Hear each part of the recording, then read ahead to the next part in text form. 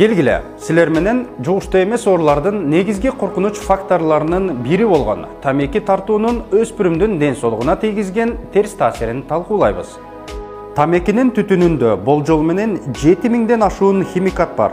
Анын ичинде рак ооруларын пайда кылуучу өтө уулуу заттар камтылган. Ошол уулуу заттардын бири болгон никотинге токтоло кетели. Никотин өсүмдүк уууларынын эң күчтүүлөрүнүн бири. Ал психоактивдүү заттарга киргендиктен борбордук нерв системасын жабыркатып, көз карандылыкты пайда кылат. Көз карандылык бул оору, организмдин химиялык заттарга муктаждыгы. Андан кутулуу абдан оор. Тамеки ден соолукка чоң зыян алып келип, өспүрүмдүн органдарынын жана системаларынын ишин бузат. Адам өзү тамеки тартканы активдүү тамеки тартуу деп аталат. Ал эми ошол адамдын жанындагылар пассивдүү тамеки тартуучулар болуп калат. Алардын организми активдүү тамеки чеккендер менен бирдей эле зыян тартат.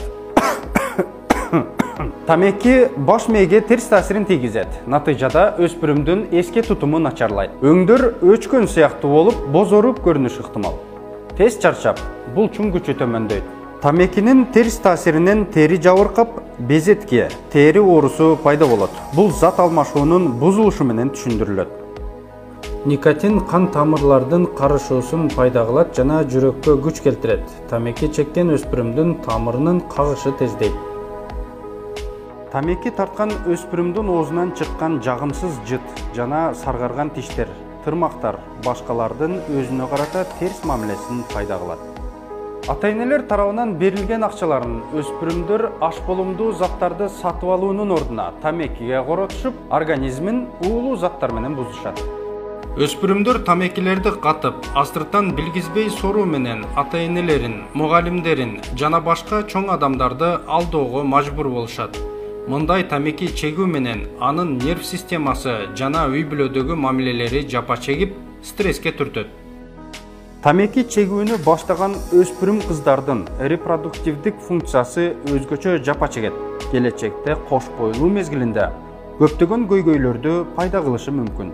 Биз силер менен тамеки тартуунун зыяндуулугун билдик. Тамеки тартуу менен күрөшүүнүн эң негизги ыкмасы бул эч убакта тамекини оозго албоо.